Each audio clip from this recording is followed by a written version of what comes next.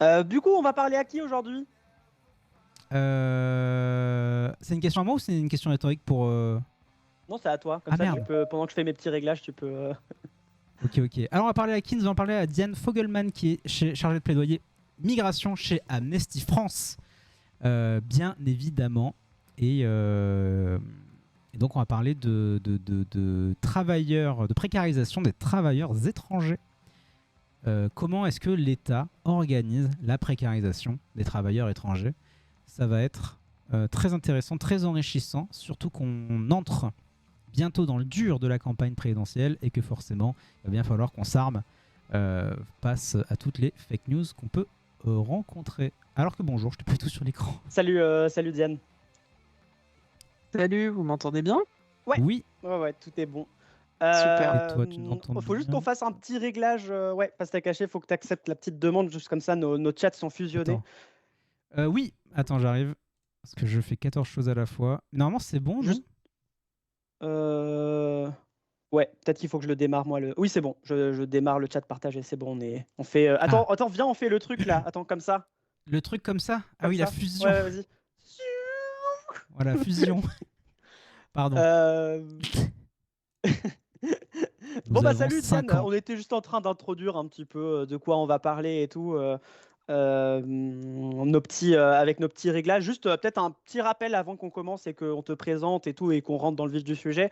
Donc là, on est en interview, ça veut dire que vous pouvez poser des questions, hein, n'hésitez pas dans le chat. Bon, en général, on remarque le chat, il a l'air de, il a tendance à se poser un petit peu parce que je pense que vous remarquez que notre attention, elle est dirigée vers l'invité et un petit peu moins vers le chat. Mais sachez qu'on vous lit, on relève pas toujours à voix haute ce que vous dites parce qu'en fait, vu que notre conversation avance en live et que vous écrivez toujours avec un tout petit peu de retard, parfois ça coupe un petit peu le flow de la conversation si on lit à voix haute un truc qu'on vient de passer dans la conversation. Donc voilà, ça arrive, n'ayez pas l'impression qu'on vous abandonne, ça arrive juste qu'on vous lise, mais qu'on ne dise pas tout à voix haute. En tout cas, tout ce qui est question et tout, si jamais ça rentre dans le rythme de la conversation, n'hésitez pas à poser des questions, vraiment n'hésitez pas. Et puis, même si on n'en relève pas une, bah, réessayez plus Bien tard. sûr. On va faire de notre mieux en tout cas pour vous lire. Et là, du coup, on a 1 heure devant nous avec Diane, Ouais. normalement, si tout est bon encore pour toi. Et, Tout à euh, fait. du coup, aussi, peut-être un truc à préciser, c'est que nous, on n'a pas la version payante de Teams. Du coup, au bout d'1 heure, ça va couper. À un moment arbitraire, parfois ça dure quelques minutes de plus, mais au bout d'un moment, on va se faire couper. Donc, faut qu'on essaye de faire 1 heure. Après, si on est en plein milieu d'un truc, on recrée une session vite fait, quoi. Mais le but, c'est de faire Voilà. environ 1 heure. De toute façon, c'est une longueur qui est, je trouve, assez bien. Ouais, ça fait des bons formats. Et aussi, j'en profite pour finir sur ce truc de la question. Si vous avez vraiment une question à poser, vous pouvez utiliser la fonction du chat message mis en avant qui Oui, va highlight votre message dans le chat et on le verra peut-être plus facilement. Donc, si jamais vous avez ouais. vraiment un truc qui vous voulez vraiment poser une question très spécifique, n'hésitez pas. Je pense que ce sera peut-être un meilleur moyen pour nous de le relever. Voilà. Ouais, et peut-être je fais juste une vérif dans mon chat là. Mon son, il est bon ou pas? Parce que j'ai l'impression qu'entre dans la transition de scène, il y a eu un problème avec mon son. Juste confirmez-moi que le son est bon, Moi, je genre t'entends la bien, hein. qualité est ok et tout. Ouais, bah c'est sur le stream, quoi. En fait, c'est le changement de scène sur OBS qui est. Oui, mais c'est normal que Nickel, sur le. Ok, nickel. Bah nickel. voilà. Ok, parfait. Ok, désolé Diane. Oui, désolé. Pas de souci. Bon, je m'occupe de te présenter un petit peu vite fait, juste et après tu me dis si j'ai bien fait. Ça Euh, marche. alors, Diane Fogelman, tu es chargée plaidoyer migration pour Amnesty France. Peut-être qu'on reviendra vite fait sur ce que ça veut dire d'être chargé plaidoyer pour les gens qui ne Mhm. savent pas. Tu portes actuellement une campagne pour exiger des titres de séjour stables pour les travailleurs et travailleuses étrangers en France. Et c'est un peu dans ce cadre-là qu'on te reçoit, parce que c'est une campagne du moment et c'est un sujet que, enfin, peut-être particulièrement les titres de séjour précaires, c'est pas un sujet qui revient très souvent. Par contre, en général, les travailleurs étrangers, Mhm. c'est un sujet qu'on traite régulièrement en stream. Et du coup, on te reçoit dans ce cadre-là. Moi, je propose qu'on fasse un peu 2 sujets. Donc, on va passer du temps sur la campagne en elle-même qui se concentre vraiment sur les statuts précaires, en fait, les travailleurs étrangers qui ont un titre de séjour mais qui est précaire et quel est le rôle de l'État là-dedans et la réaction de la société et la campagne que vous êtes en train de mener. Et après, on pourra aussi passer un petit peu de temps sur un autre sujet qui, lui, revient beaucoup dernièrement, c'est la régularisation des sans-papiers, parce qu'on parle beaucoup de l'Espagne dernièrement qui a annoncé régulariser 500 000 sans-papiers. Et en France, on a tout un tas de réactions politiques avec ça, et c'est un sujet qu'on traite assez souvent. Et aussi, il y a une autre actu par rapport à ça récemment, c'est que François Ruffin, qui est un des candidats Oui. annoncés un peu à l'élection présidentielle, un candidat de gauche, qui a fait en interview, il a expliqué qu'il était contre l'immigration de travail. Et après, bon, plus tard, il est retombé sur ses pattes en clarifiant son propos et tout, donc ça s'est un peu calmé.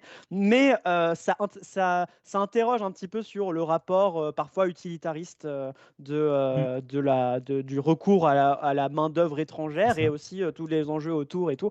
Ça peut être intéressant. Donc, peut-être qu'on peut commencer avec déjà, est-ce que je t'ai bien présenté, et peut-être un peu Nickel. expliquer ton rôle Chez Amnesty. en tant que chargé plaidoyer. Merci beaucoup de me recevoir. En tout cas, présentation nickel, rien à redire. Sur ce qui est du rôle de Charlie Pedway, c'est vrai que c'est un peu un mot dans lequel on peut mettre plein de choses. Enfin, c'est un peu fourre-tout. Mais en tout cas, tel qu'il est pensé à Amnesty, et même d'ailleurs de manière générale, le plaidoyer, en fait, c'est obtenir un changement par rapport à des constats qu'on a faits. Et nous, en l'occurrence, on est là pour documenter des violations des droits humains.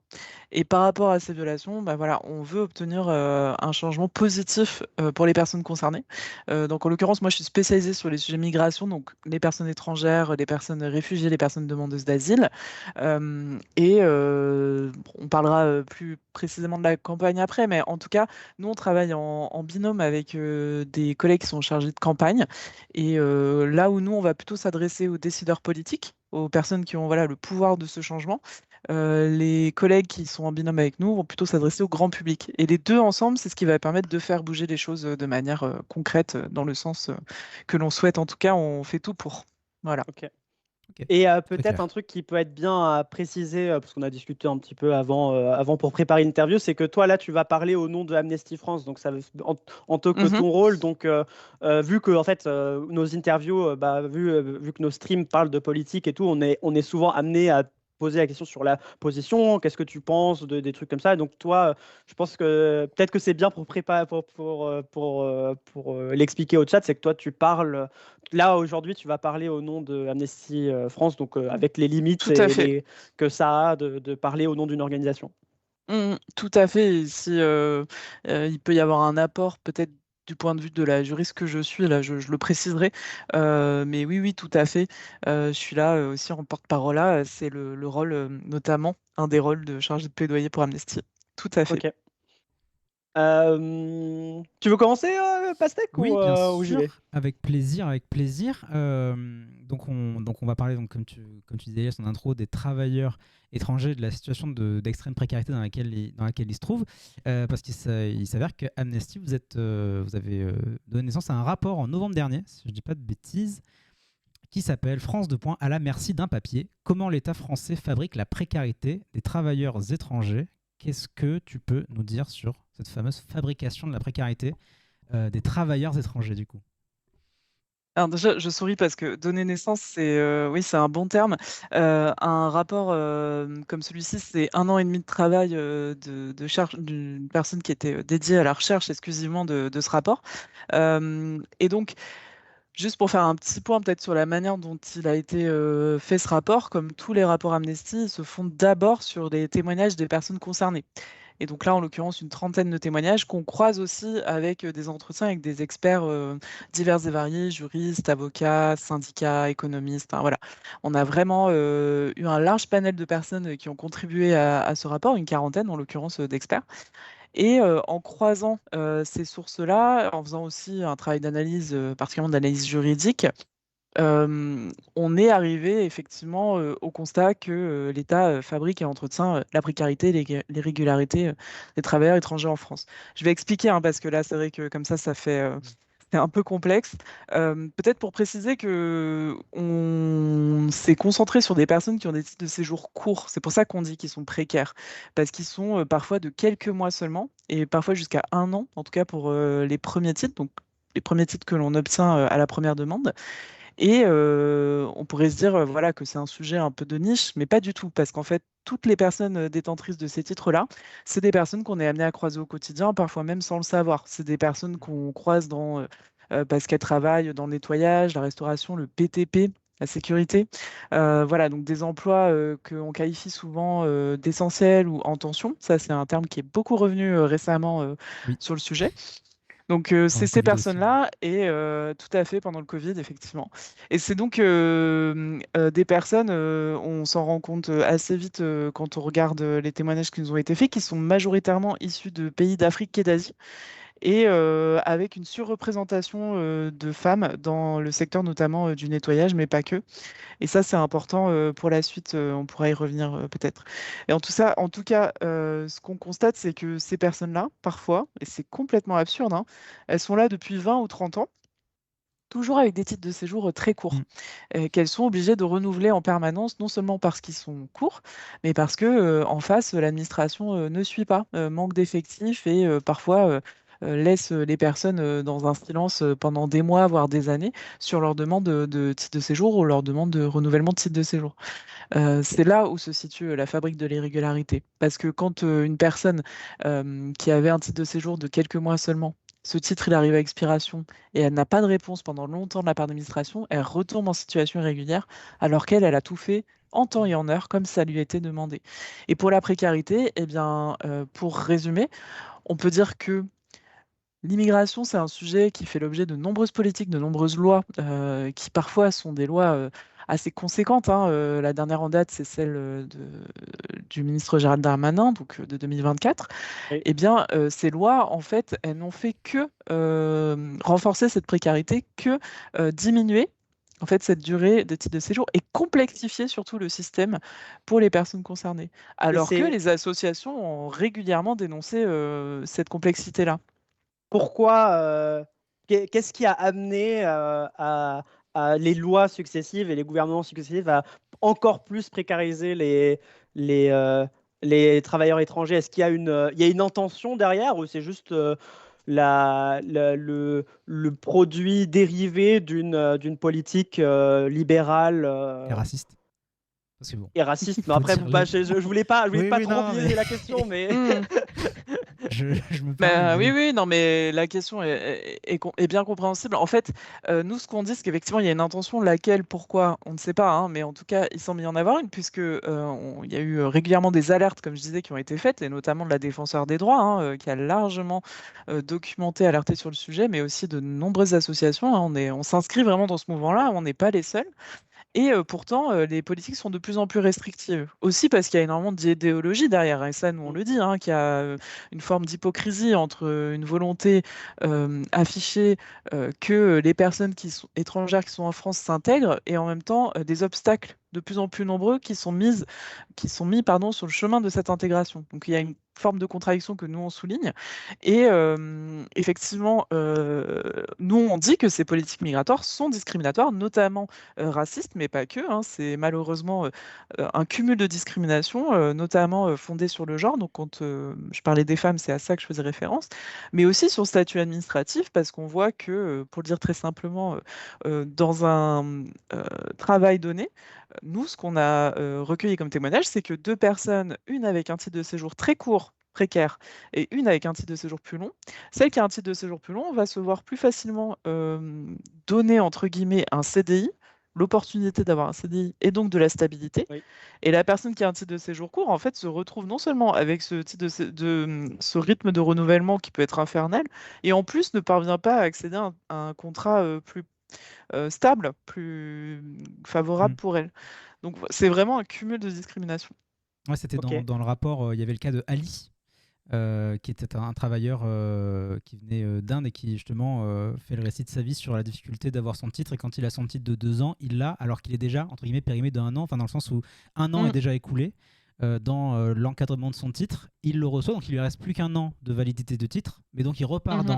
il repart dans le processus administratif. Et on sait à quel point c'est un processus qui ramène une charge mentale, enfin c'est une violence psychologique. Ça peut devenir une violence psychologique assez intense. Surtout quand, Mhm. comme tu me dis, ça entraîne une grosse précarité où en gros tout repose vraiment sur ce bout de papier qui est le titre de séjour. Mmh mh.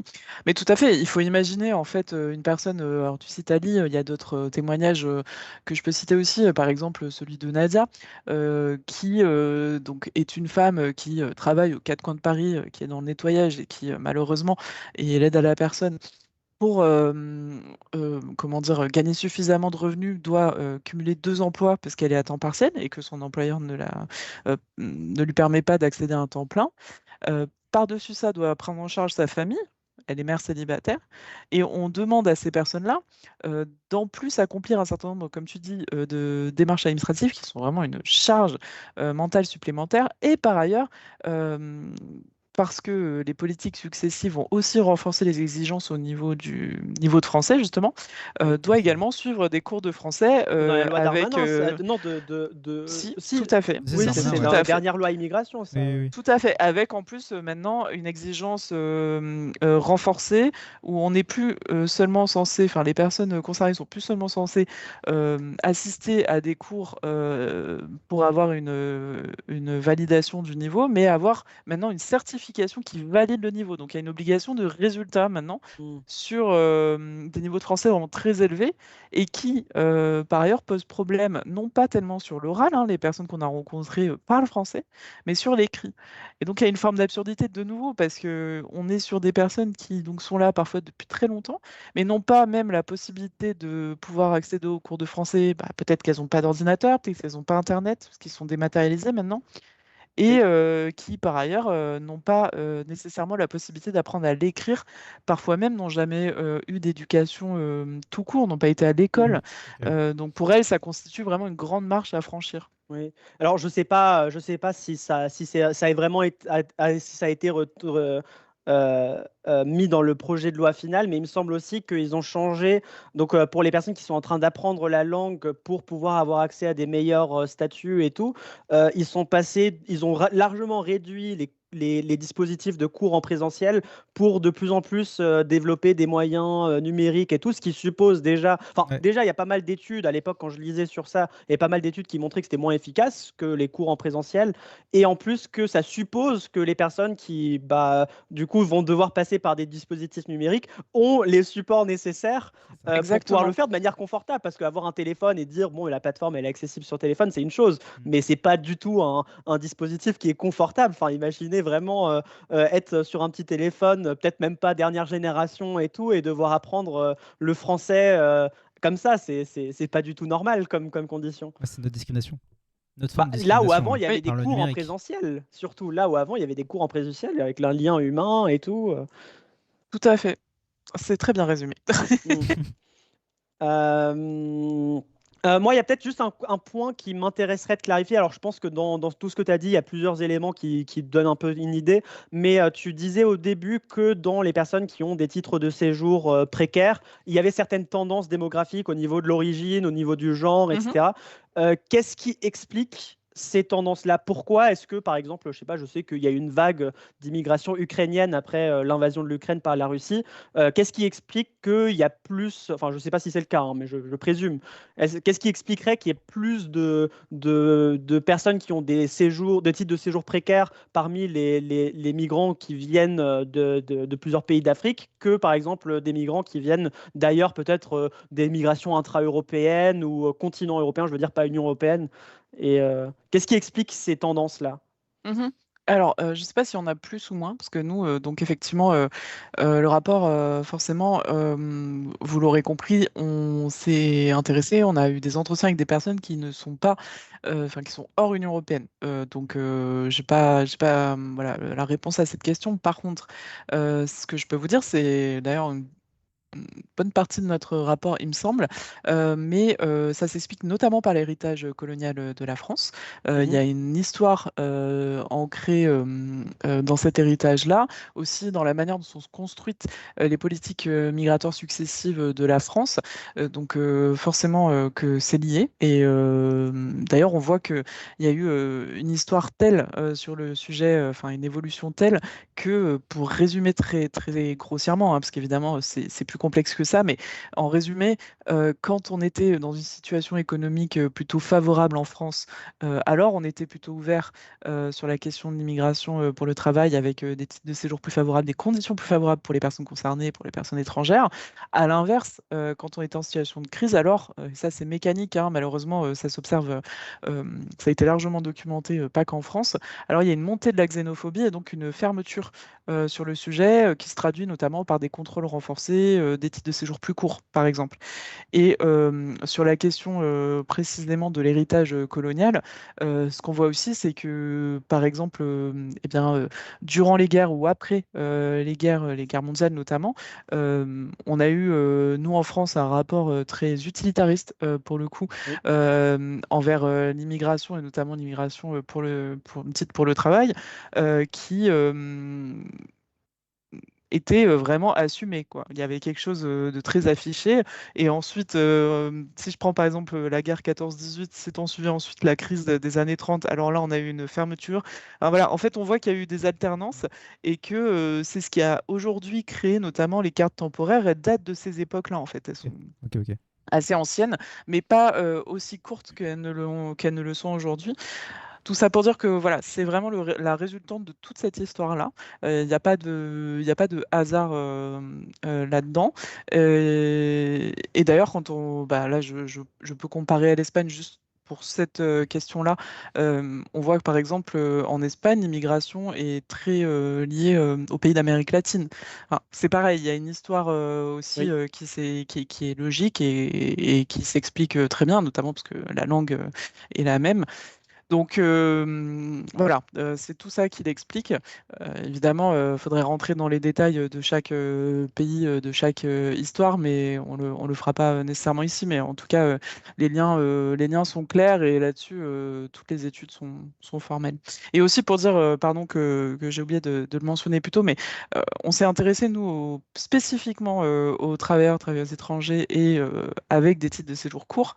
Mais toutes les difficultés, tous les dysfonctionnements et toutes les failles dans le système que l'on souligne, elles s'observent malheureusement aujourd'hui à tous les niveaux, c'est-à-dire pour tous les types de Mm. séjours en réalité, notamment sur les problèmes de délai de renouvellement, sur les ruptures de droits, c'est-à-dire bah, ce que j'ai expliqué plus tôt, hein, le fait de potentiellement tout perdre du jour au lendemain, notamment son logement et ses moyens de subsistance, parce qu'on n'a pas de réponse sur sa demande de titre de séjour.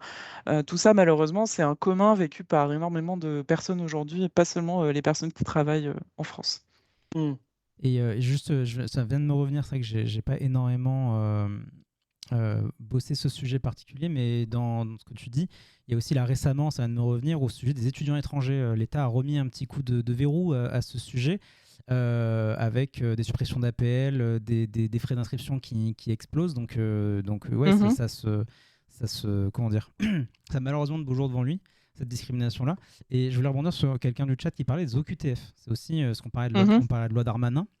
Et de quoi ça se nourrit, quelle idéologie derrière. Et en fait, il y a une espèce d'instrumentalisation de tous ces sujets, en fait, autour des travailleurs étrangers, des étrangers, titres de séjour et compagnie. On a l'impression que c'est un peu un espèce de cercle, d'un serpent qui se mord la queue, dans le sens où Mhm. on va instrumentaliser une situation qui aura derrière un écho, peut-être dans ce qu'on appelle l'opinion publique, qui derrière va générer des lois encore plus restrictives, qui va donner encore du grain à moudre de cette situation, et Mhm. ainsi de suite, quoi. Et en fait, du coup, comment, Amnesty, vous voyez ça est-ce que vous êtes plutôt d'accord avec ça, ou au contraire, vous avez une autre lecture de tout ceci?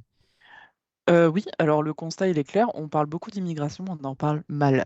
Et nous, la première réponse qu'on apporte à ça, bah, c'est de documenter la réalité des faits, et d'où ce rapport. Ouais. Mm.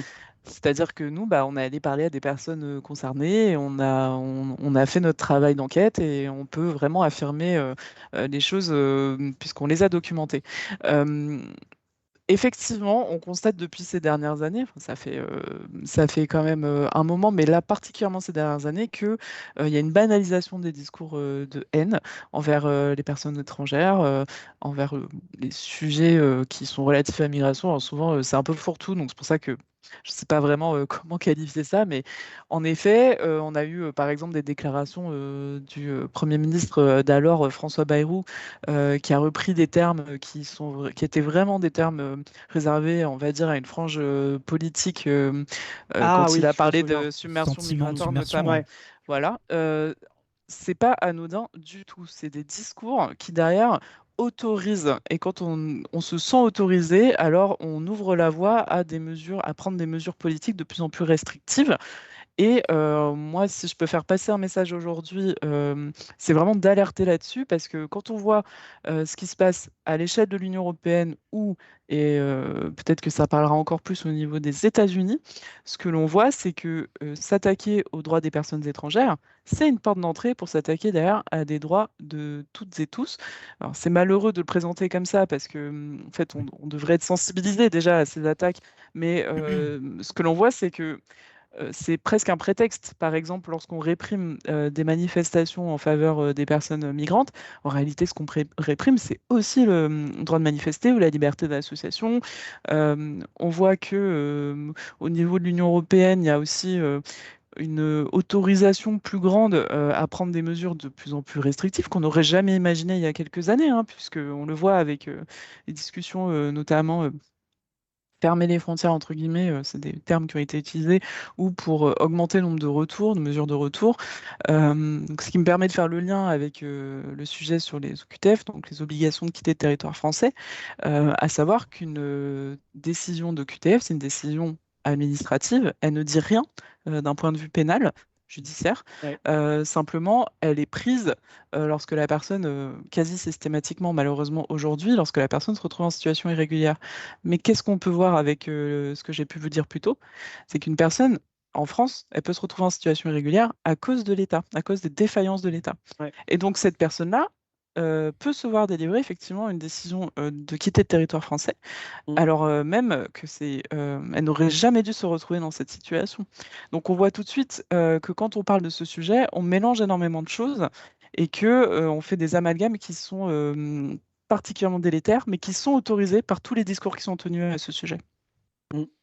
Ouais.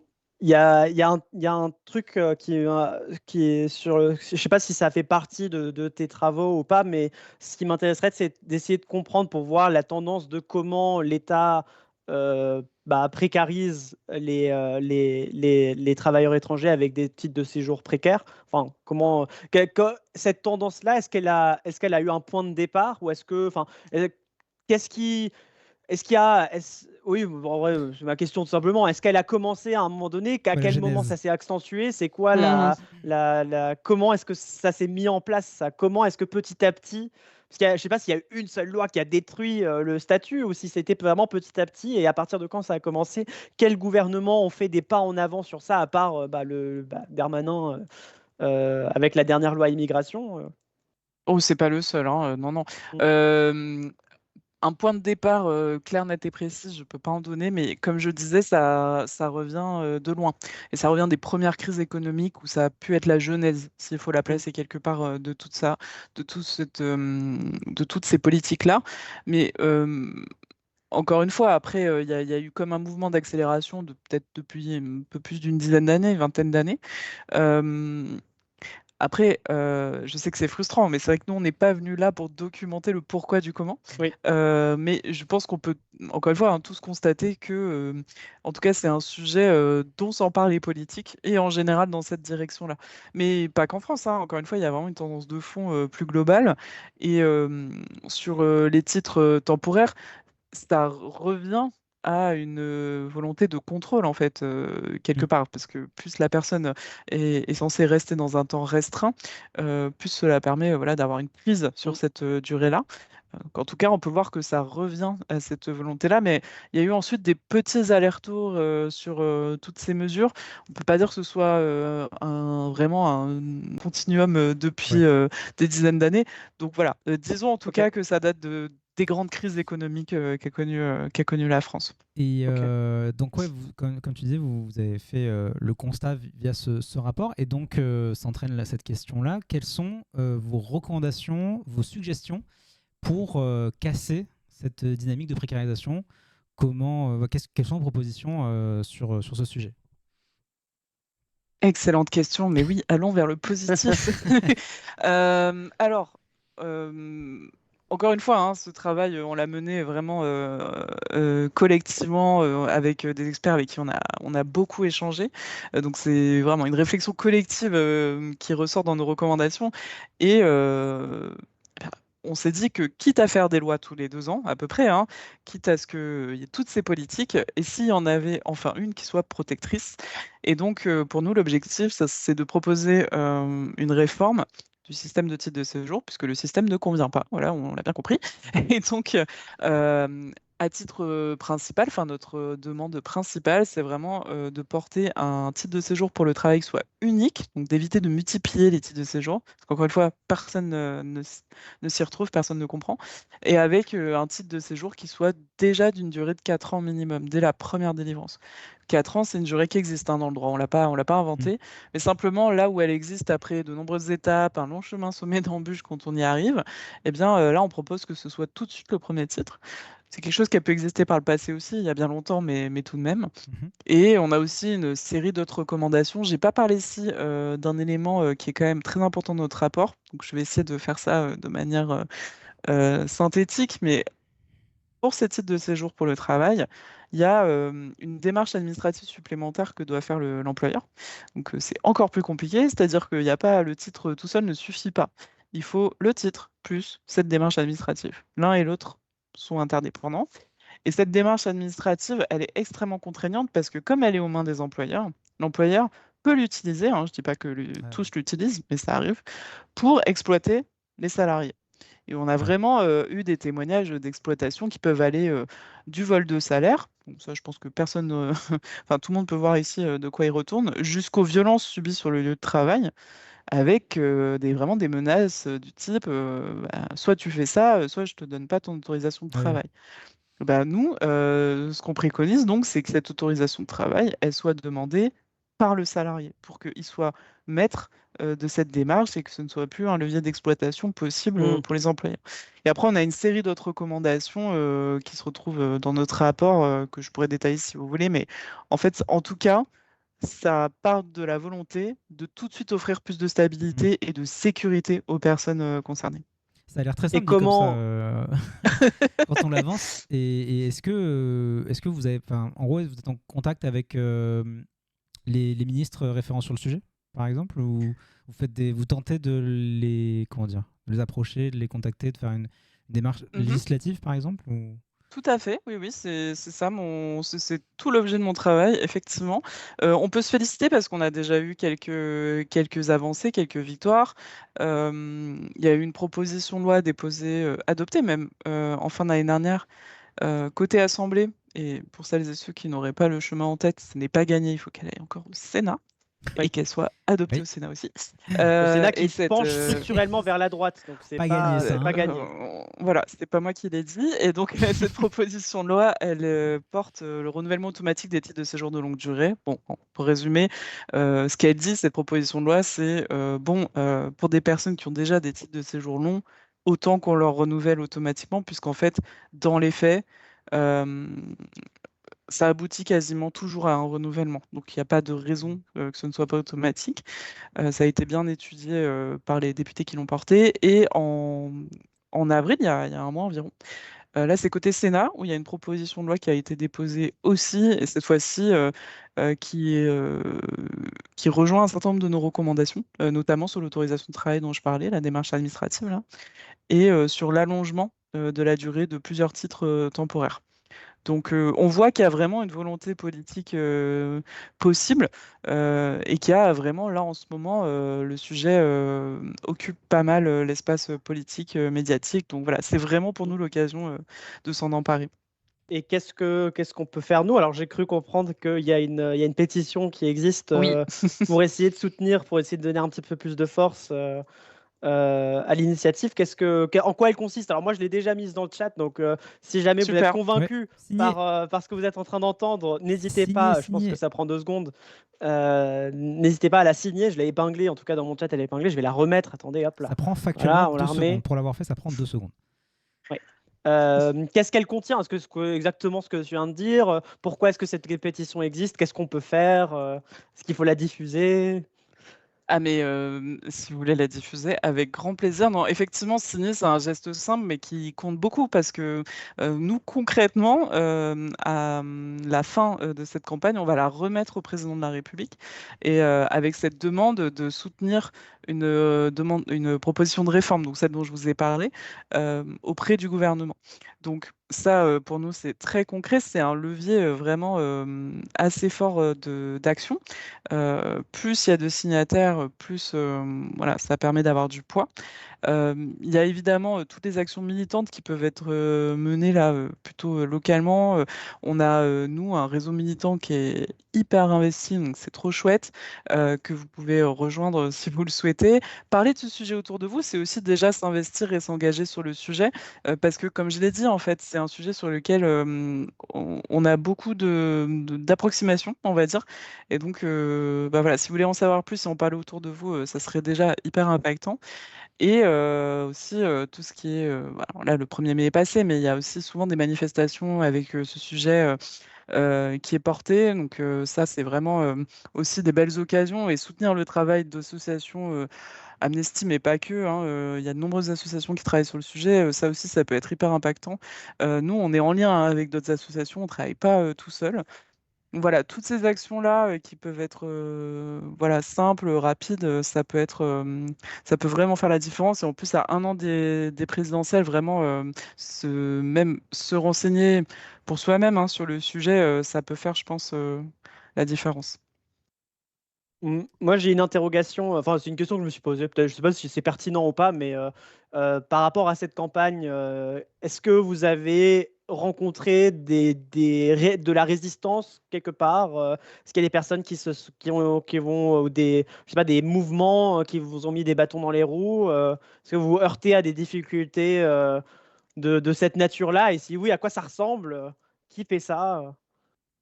Pas tant, pas tant. En réalité, on a même eu, quand on parlait de ces sujets sur nos réseaux, on a énormément de témoignages, mais quand je dis énormément, c'est que vraiment on n'a jamais vu ça sur nos réseaux en tout cas, Mhm. de personnes qui ont vécu ça, pas forcément des personnes qui ont ces types de séjours-là, mais comme je vous le disais, ça touche tout le monde. Donc Mhm. on a vraiment des témoignages de plein de personnes avec plein de profils différents qui sont un peu au désespoir en fait, parce que elles attendent, et c'est extrêmement frustrant quand ben, sa vie dépend d'un morceau de papier, d'un bout de papier. C'est pour ça qu'on a intitulé le rapport comme ça.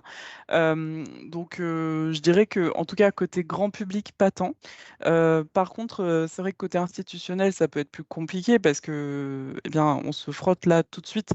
On est un peu plus à contre-courant de ce qui est porté au niveau politique. Donc, je dirais pas qu'il y a de l'opposition frontale, hein, pas du tout. Il y a même au contraire des possibilités d'avoir des rendez-vous, de rencontrer différents ministères, hein, pour répondre à la question précédente. Mhm. Mais je dirais pas que c'est facile pour autant. Mais d'ailleurs, aucun changement législatif ne l'est. Donc, de toute façon, Ok. ça, on le sait. Si on avait pu changer les choses, là, ça fait quoi il est sorti en novembre ce rapport, donc le début de notre campagne. Bon, c'est un peu court là pour Bah, changer toutes les Oui, choses en 6 mois, mais évidemment, un peu plus de volonté évidemment. politique de la part des gouvernements et ceux qui pourraient vraiment y faire quelque chose, ce serait pas mal déjà. Enfin, moi, je Mm, pense qu'il y a peut-être une forme, une résistance qui est passive, qui est juste de mhm. l'indifférence par rapport à ce sujet-là, ou juste ne pas, qu'il n'y ait juste pas de volonté politique à vouloir écouter, à vraiment faire avancer ce genre de projet. Mais bon, ça c'est mon avis un peu partisan sur ce Mm. sujet-là, quoi. Enfin, je pense que j'ai du mal à voir le gouvernement qui a suivi celui dans lequel il y a eu la loi d'immigration de Darmanin vraiment faire chemin arrière et dire ah ben oui finalement C'est ça. on veut donner meilleurs droits, des meilleurs statuts aux travailleurs étrangers. Un gouvernement dans lequel il y Euh, avait Bruno Retailleau dernièrement, qui en plus, là, il y a quelques jours, a dit qu'il voulait mettre au banc des nations l'Espagne, parce que l'Espagne mm. avait annoncé vouloir faire une régularisation de 500 000 sans-papiers. Donc en effet, on voit mal cet environnement-là d'un coup se Alors, réveiller et dire tiens, oui et non, parce que en fait, il y a une forme de pragmatisme qui oblige à aussi une forme de réalisme. Et moi, c'est ce que je lis, en tout cas, là, plus à titre personnel, dans les circulaires qui ont été prises récemment par le ministre de l'Intérieur actuel, Laurent Mm. Nunez. qui a indiqué que la réduction du délai de traitement des titres de séjour était une priorité de cette année et Ok. qu'il allait recruter davantage de vacataires en préfecture parce qu'en fait, les personnes en préfecture, les agents des préfectures sont aussi tributaires de cette situation et ils sont en sous-effectif. Donc, nous, on pense que notre réforme elle bénéficierait justement à tout le monde, les préfectures et les employeurs y compris. Et je pense qu'il y a une forme de constat de réalisme de ce côté-là. Après, je suis d'accord avec vous, c'est une question de choix politique, effectivement, tout à fait. Ça, Mm.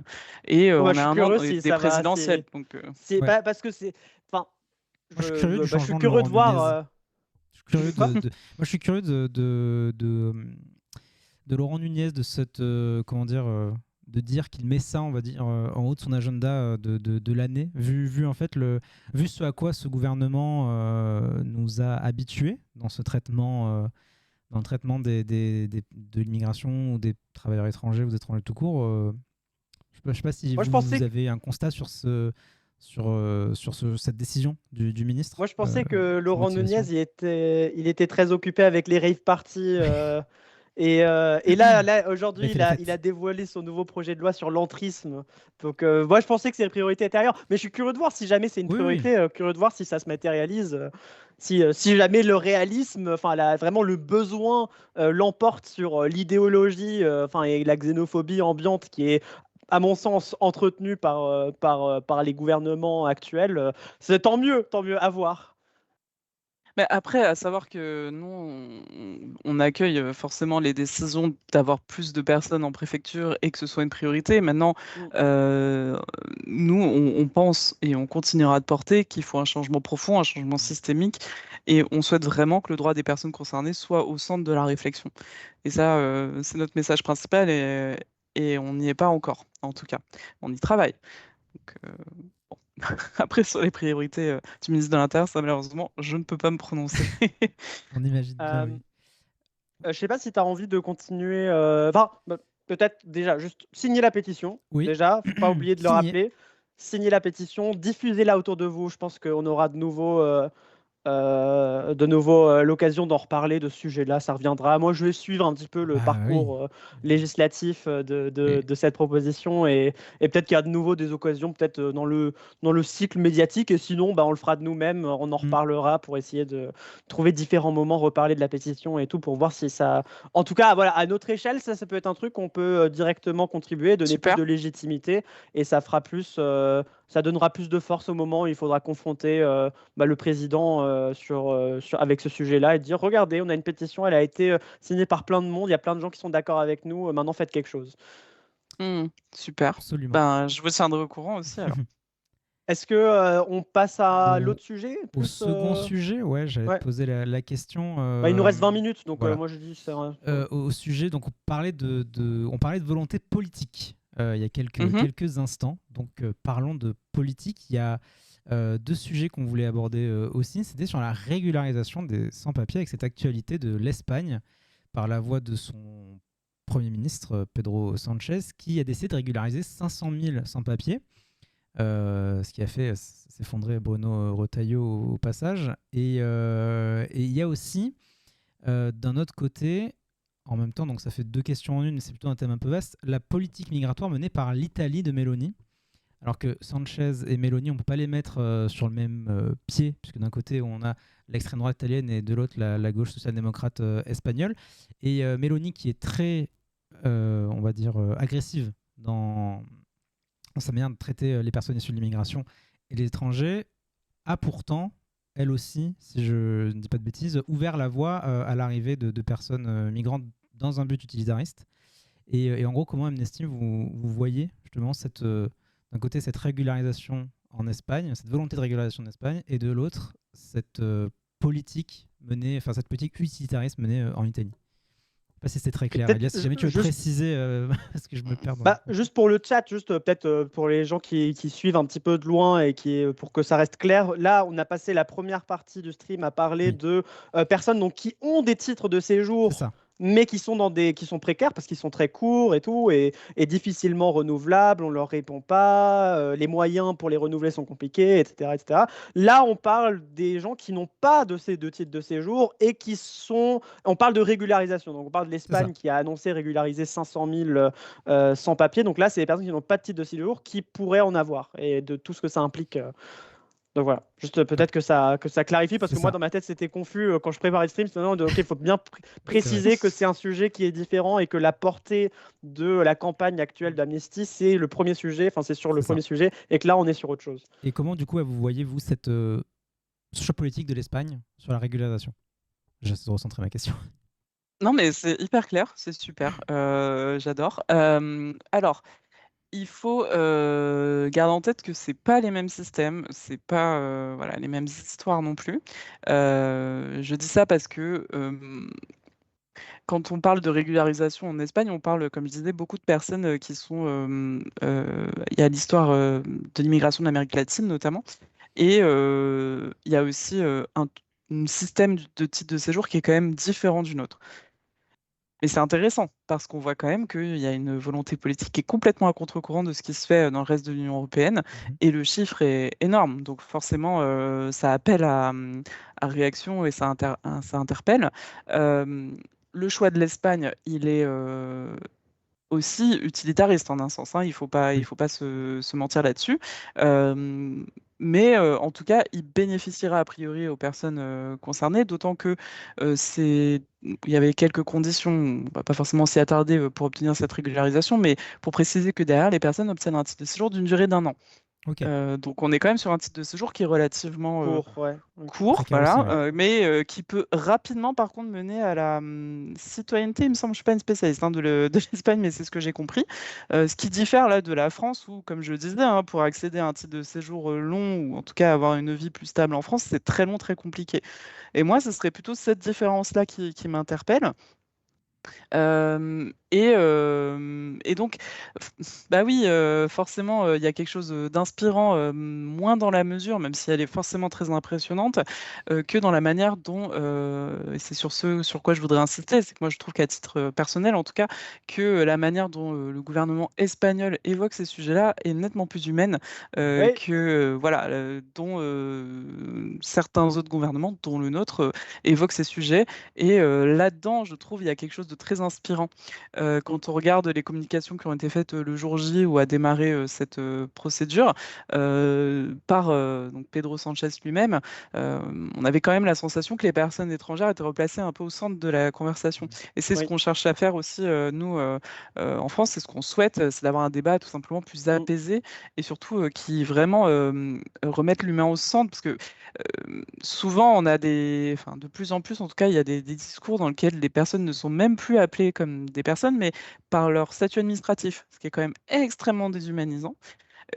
Pour comparer avec l'Italie, là, c'est vrai, un exemple assez frappant de, comment dire, de déconnexion entre ce qui semble être dit au niveau des discours, j'avais pas vu le chat, et les mesures qui sont prises et qui sont vraiment, encore une fois, très utilitaristes. Mais finalement, ça ne semble pas, et là c'est encore une fois plutôt une observation à titre personnel, ça ne semble pas pour autant faire baisser sa popularité sur ces sujets-là.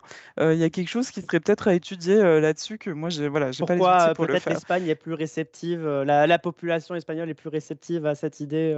Mais aussi pourquoi le gouvernement italien maintient sa crédibilité sur le sujet tout en prenant Mm, des mesures qui semblent mm, ne pas aller dans le sens des discours. Moi, je pense qu'une piste de réflexion là-dessus, tout simplement, c'est que les personnes euh, qui sont venues en Italie par le biais des migrations, c'est des personnes qui sont amenées à rester temporairement mm. en Mhm. Italie pour effectuer un travail précis. Et donc, encore une fois, on est sur une logique bon, utilitariste, certes, mais surtout temporaire. Mm. Donc il y Ouais. a quelque chose quand même de commun de manière générale. Et surtout, là, on parle que d'immigration pour le travail. Pour faire le lien peut-être avec le sujet qu'on évoquera après, mais on ne parle plus de demande d'asile, par exemple. On parle plus de personnes réfugiées. Ça, c'est plus trop Mm. un sujet qu'on évoque, ou alors pour les geeks du droit européen comme moi, Ouais. éventuellement, pour des législations européennes qui vont arriver là bientôt. Mais ce que je veux dire, c'est que c'est étonnant de voir comment dire, cette évolution qu'il y a eu, où il y a encore 5-10 ans, on parlait beaucoup d'asile, notamment avec la guerre en Ukraine, mais pas que, et qu'aujourd'hui, le discours et toutes les politiques sont vraiment concentrées sur le travail. Vous avez parlé des étudiants plus tôt. C'est pareil, c'est pas un sujet qui apparaît beaucoup dans le débat public en ce moment. Donc voilà, ce que je veux dire, c'est qu'il faut bien garder en tête que là, c'est une euh, catégorie, on va dire, de titre de séjour ou de raisons mises en avant pour les migrations, parmi beaucoup, Mm. beaucoup d'autres, et que ça peut pas résumer toute la politique d'un pays, en fait. Mm. Il y a un truc sur lequel j'avais envie de revenir sur comment l'Espagne s'y est pris pour annoncer cette mesure. Parce que toi, tu parlais du fait que l'humain était beaucoup plus mis au centre que le pur et simple discours utilitariste pour dire que, en gros, parfois, certains disent que parfois il faut avoir recours à l'immigration. Oh, quel dommage! Et du coup, c'est surtout pour faire des métiers pénibles que le reste de la population n'a pas envie de faire, et du coup on a besoin d'avoir recours à Oui, ça l'immigration revient pour beaucoup ça. ça. Et ce qui a tendance à complètement déshumaniser, de faire comme si, Mhm. pourquoi est-ce que les immigrés ou les étrangers devraient s'y coller et pas le reste. Enfin, ça va être vraiment naturellement, ça dénigre en fait. Là où l'Espagne, je trouve, ils ont vraiment fait en tout cas dans la communication, je pense que peut-être dans l'idée du gouvernement, il y a probablement une réflexion utilitariste aussi, ou peut-être qu'il y a un mélange des deux entre un discours utilitariste, une réflexion utilitariste, et aussi des idées, enfin des réflexions autour de la dignité humaine et d'une politique de gauche. Enfin, parce que Pedro Mhm. Sanchez, c'est le Parti socialiste espagnol. Bon, après, Parti socialiste, c'est centre-gauche, voilà, mais c'est bon, c'est déjà plus. Ça correspond à des valeurs qu'on a tendance à avoir à gauche. Là où ils ont fait un très bon travail, c'est dans la communication. Ils ont d'abord parlé de dignité humaine et ensuite Mm. seulement ils ont parlé qu'en fait, concrètement, l'économie espagnole a besoin de main-d'œuvre, en fait. Est-ce que le constat utilitariste, est-ce que tu sais s'il est applicable à la France? Alors, il suffit de se référer aux prises de parole du patronat. Et il semble être applicable, oui, en effet. Et quand on regarde les chiffres de l'INSEE, on voit qu'il y a vraiment des besoins de recrutement assez énormes dans certains secteurs. Alors, je ne veux pas résumer l'immigration, les personnes étrangères qui travaillent à certains secteurs, parce que voilà, ça serait euh, partiel et par ailleurs partiel aussi, parce que les personnes étrangères qui travaillent en France, mais je pense que c'est applicable à d'autres pays aussi, hein. Il faut jamais oublier que les chiffres le montrent très clairement. Elles sont souvent plus qualifiées que les postes qu'elles occupent, pour plein de raisons. Et notamment parce que c'est compliqué d'obtenir voilà, un poste à hauteur des qualifications avec un diplôme étranger. Mais je veux dire, c'est pas une question de compétence en tout cas. Et donc, ce qu'on voit, c'est que sur, en tout cas, les secteurs que j'ai mentionnés, moi, plutôt avec les secteurs en tension notamment, euh, il y a des besoins de recrutement et que ce n'est pas, en tout cas, des besoins auxquels des personnes de nationalité française, on va dire, peuvent répondre. Que dans tous les cas, voilà, il y a une demande qui est très forte et le patronat semble vraiment avoir cette démarche-là de pousser pour faciliter justement le recrutement, mais aussi l'intégration des personnes étrangères qui travaillent dans ces secteurs-là. Mais évidemment, nous, on n'est pas dans cette logique-là. Et nous, ce qu'on demande et préconise, c'est que les droits des personnes soient respectés, évidemment, quel que soit le secteur et quel que soit euh, euh, le parcours dont on parle. Mais en tout cas, voilà, si on regarde purement les chiffres, oui, on voit qu'il y a une logique utilitariste qui se dessine visiblement. En tout cas, si je croise avec les prises de parole de patronat, effectivement.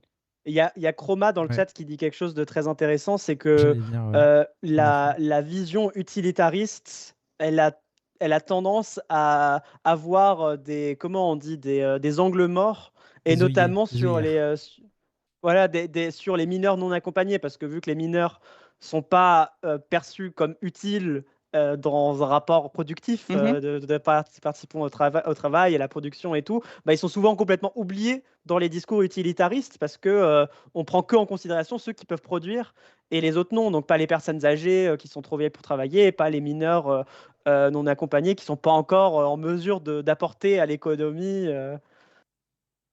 Oui, c'est intéressant. Alors, effectivement, nous, on n'a pas ciblé les mineurs non accompagnés dans le rapport, bah, tout simplement parce que pour le coup, on a vraiment axé sur le travail, effectivement.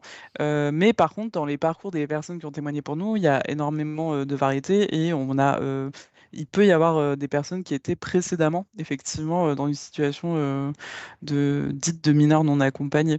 Mm. Donc, oui, oui, tout à fait. Et d'ailleurs, ça permet de voir que, une fois sorties de la galère, hein, pour le dire simplement, enfin, en tout cas, quand les personnes pensent être sorties de la galère, soit qu'elles étaient à l'aide sociale à l'enfance, soit qu'elles étaient en situation irrégulière parce que sans papier pour plein de raisons, soit encore une autre configuration, ces personnes-là ont leur titre de séjour, elles pensent que c'est terminé, et en fait, nous, ce qu'on documente, c'est que pas du tout. En fait, il y a vraiment une continuité de la galère, et que tous ces discours sur, encore une fois, hein, la volonté d'intégrer, qu'il faille s'intégrer, l'intégration, en fait, elle se traduit pas dans la réalité, puisque des personnes qui sont de fait intégrées n'ont pas les moyens d'obtenir un titre de séjour qui leur permettrait d'être un peu, de vivre dignement et de vivre calmement aussi. Ça, ce qui Mm. revient souvent, le poncif qui revient le plus, c'est genre ah oui, mais il faut travailler, faut travailler. Si les gens veulent venir, faut travailler. Mais les gens qui viennent, au final, bah, ils ont besoin d'un titre de séjour ultra difficile à acquérir pour justement pouvoir travailler. Parce que dans les témoignages du rapport, on voit des gens qui disent bah, j'ai tout perdu du jour au lendemain parce que Mm. euh, j'étais irrégulier, donc on m'a viré. Derrière, c'était galère au niveau du logement, au niveau de tout, quoi. Enfin, ça devient un enfer. Donc en fait, les dés sont pipés, quoi. Oui, puis je pense qu'on a tous vécu des situations en fait comme décrites dans le rapport, c'est-à-dire que bah, on a tous besoin d'un travail pour subvenir à nos besoins. On a tous, enfin, j'espère pas qu'on a tous vécu ça, mais on a probablement qu'une grande partie d'entre nous, on a déjà eu des managers extrêmement compliqués, voire violents, voire harcelants, menaçants. Simplement la différence, c'est que nous, bah, on a pu changer de travail, on avait les clés en fait pour s'en rendre compte et éventuellement aller jusqu'à porter plainte, hein, je sais pas, selon les situations qu'on couvre. Et là, les personnes dont on parle, elles n'ont pas en fait ces possibilités-là, voire elles en ont même pas connaissance. Donc Mm. vraiment, c'est là toute la différence. C'est pour ça qu'on parle d'impact disproportionné sur ces personnes-là aussi, parce que c'est dans ces situations-là très concrètes de violence que ça s'incarne. Et d'ailleurs, plutôt, je n'ai pas rebondi, mais je crois que bon, un de vous deux, en tout cas, parlait de maltraitance administrative. C'est aussi ce qu'on retrouve dans le rapport. Et ce que probablement nombre d'entre nous, pas dans les mêmes proportions, mais on a pu déjà vivre en fait. Parce que les parcours kafkaïens administratifs, ils sont particulièrement compliqués pour tout ce qui relève des titres de séjour, mais on retrouve parfois des éléments kafkaïens dans d'autres démarches administratives. Donc, c'est pour alerter sur le fait que, bah, en fait, pour ces personnes-là, bah, c'est encore plus compliqué. Voilà. Il y a une peur, limite, du quotidien dans ces Mm. situations précaires. Tout à fait. Il y a L'angoisse beaucoup sur le silence, d'angoisse, ouais. d'anxiété, ouais, tout à fait. Et on en parlera prochainement parce on va avoir un rapport qui va compléter ce rapport-là et qui parlera de ces sujets-là, oui, tout à fait.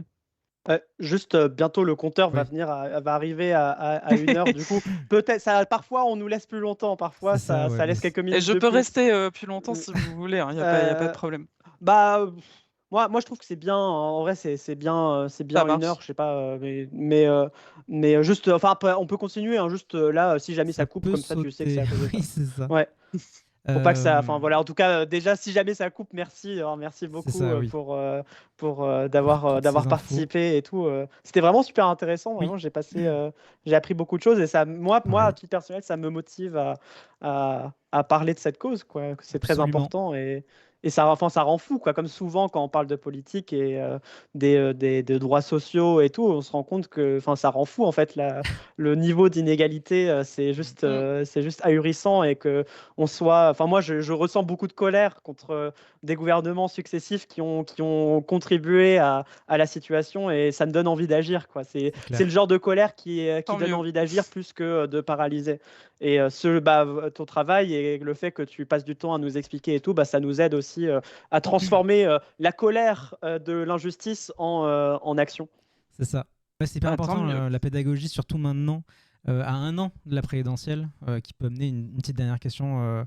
En plus de ça, c'est comment est-ce que Amnesty compte ou pense aborder ce scrutin de 2027 sur ces sujets, d'un point de vue par pédagogie ou différemment, avec des formats comme ça? Pourquoi Ou pas, oui, autre. effectivement, on espère avoir l'espace de prendre la parole, on espère pouvoir sensibiliser largement hein, les candidats. Encore une fois, hein, nous, on s'adresse à tout le monde.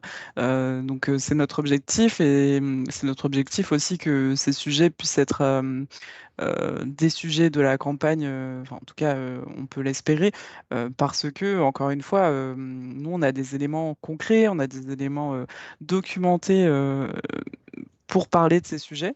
Donc c'est important, vous l'avez dit vous-même, de pouvoir se renseigner, de pouvoir en savoir plus.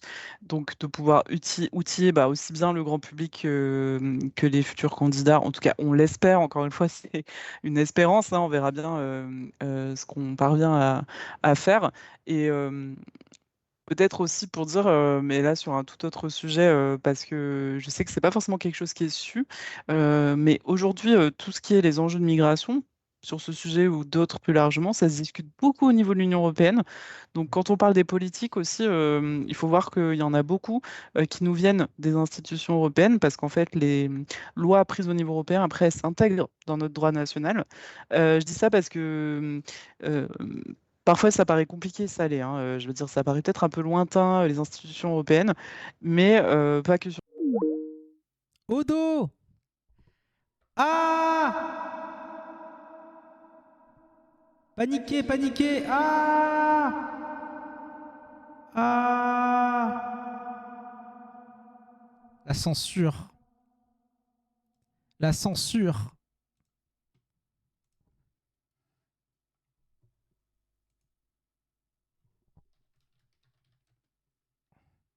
C'est Macron. C'est Macron. Macron.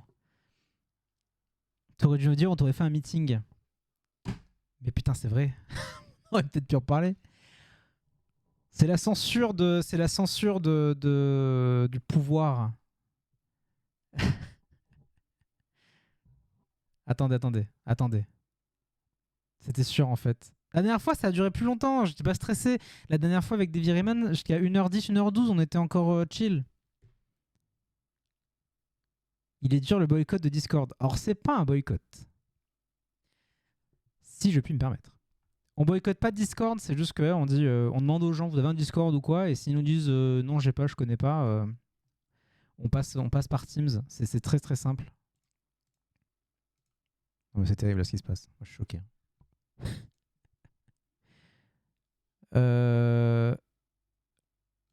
Non, celui-là, il vient de se terminer. Est-ce qu'on peut le relancer le même d'ailleurs?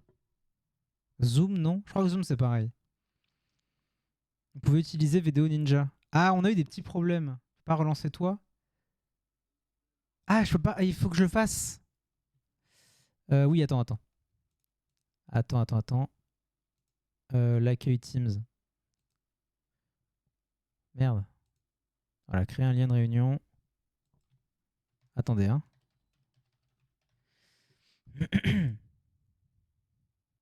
C'est en train de charger, j'arrive. Mais on a eu. En fait, la première fois, on voulait faire ça, Vidéo Ninja, on avait des problèmes. On avait des problèmes. J'ai créé un lien. Attendez, hein. En plus, c'est vraiment pour la fin. Non, pas ouvrir. En plus, là on doit parler en même temps, ça doit être intankable pour vous, le chat.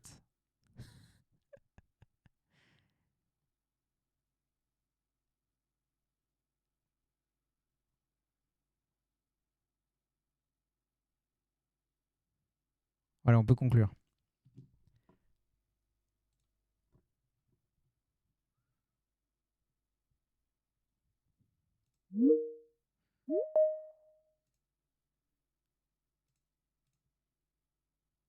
Temps de faire l'autre sujet ce soir. Peut-être que je le ferai demain matin.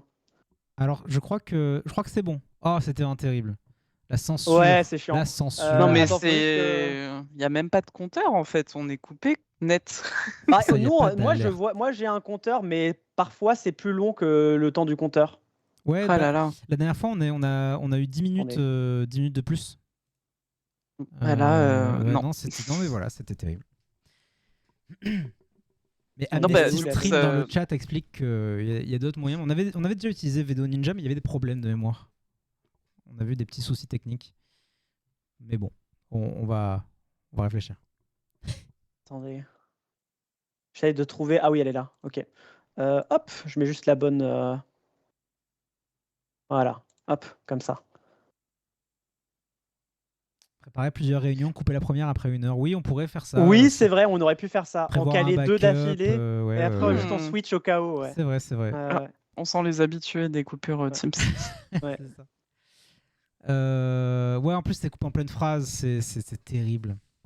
Je Bah, sais pas c'est pas exactement grave. de quoi on parlait du coup à la fin. Bah, je disais voilà que juste pour sensibiliser au fait que l'Union européenne, les institutions Voilà, l'Union européennes, européenne. c'est pas si lointain que ça. En fait, ça a des implications très concrètes dans le droit national, notamment sur les sujets de migration. Et c'était là que j'en étais. Voilà, Parce que oui, c'était tout. le droit européen, il intègre la hiérarchie des normes dans le droit Mm. français, donc c'est au-dessus. Je pense qu'on a perdu la moitié des Ouais, spectateurs. pardon. En gros, il faut imaginer que y a notre pays, notre juridiction, enfin notre système juridique, en gros, il est pyramidal et en gros, il y a des blocs qui s'empilent les uns sur les autres. Tout en haut, il y a ce qu'on appelle, je crois, le bloc de constitutionnalité qui reprend la DDHC et la Constitution. Puis après, derrière, c'est le droit européen ou les décrets, je sais plus. Et en fait, on descend et à chaque fois, on arrive à un niveau et tous les niveaux inférieurs doivent être reliés au niveau supérieur de droit pour s'appliquer. Sinon, bah, ça ne marche pas. Voilà, en résumé, c'est ma vieille vulgarisation des cours de droit qui sont très vieux. Parfait. Voilà, oui, pardon. Mais oui, tout à fait. Mais en tout cas, ça me permet maintenant que je reviens, de vous dire merci de m'avoir reçu à vous deux et de m'avoir permis de parler de tous ces sujets et de la pétition voilà, j'espère que ça aura peut-être éveillé certains intérêts, motivations, volonté de creuser sur ces sujets-là. Ça serait super. Oui, Bah, merci à toi, tu as été super pédagogue, vraiment, c'est très agréable à suivre. Trop bien. Je sais pas ce que vous en avez pensé le chat, moi j'ai trouvé ça le très chat cool. a l'air d'avoir aimé. Il y a d'ailleurs une question du chat qui dit, outre la pétition, on peut aider comment? Il y a des fonds, des dons mensuels en place pour aider, par exemple. Oui, tout à fait. Voilà, en gros, comment est-ce qu'on peut aider? Et là, ça parlait de titre de séjour, comment est-ce qu'on peut aider les personnes? Mais j'imagine aussi comment est-ce qu'on peut aider Amnesty. En gros, c'est... En plus de ce qu'on a dit plus tôt, donc toutes les actions militantes, soit au sein de son entourage, en parlant de ce sujet comme je disais, soit par des manifs ou par tout simplement, il y a des groupes aussi locaux d'Amnesty sur tout le territoire. Si ça vous intéresse de rejoindre un groupe de militants, ils sont super, voilà, ils font plein de trucs, donc heureusement qu'ils sont là. Et pour tout ce qui est des dons, il suffit d'aller en fait sur le site d'amnesty.fr et c'est vraiment disponible dès la page d'accueil si vous souhaitez donner, ce qui effectivement nous aide beaucoup et est très précieux. Donc voilà, toutes les informations sont sur la page tout simplement. Ok. Eh ben, c'est le mot de la fin. Bah ouais, moi je t'ai déjà dit, merci beaucoup. Merci aussi, je vois qu'il y a Amnesty Stream, je ne sais pas si j'ai le droit de dire son pseudo, mais quelqu'un dans le chat qui m'a aidé, qui m'a proposé de faire des rencontres avec, des entretiens avec des personnes d'Amnesty, et du coup qui a proposé aussi ce sujet-là parce qu'il est engagé et qu'il sait qu'il y a cette campagne qui a lieu en ce moment. Il avait vu qu'on avait traité du sujet de la régularisation des sans-papiers, donc il avait pensé au fait. Donc merci à toi, si j'ai le droit de dire ton pseudo, mais merci à toi, tu te reconnaîtras dans le chat. Merci d'avoir été l'entremetteur et d'avoir organisé tout ça. Merci beaucoup aussi. Et c'est le Bénistan, voilà. C'est comme ça il s'appelle le Bénistan. Merci. Donc merci beaucoup. Et merci beaucoup. Il me reste à vous souhaiter une bonne fin de stream, si j'ai bien compris. Ouais, moi je vais m'arrêter là, je suis trop fatigué. Je vais reprendre demain matin. Ça marche. Bon, bonne soirée à vous en tout cas. Bonne soirée, merci encore. Et au revoir à tout le monde. Merci beaucoup. Salut. Au revoir. Ciao.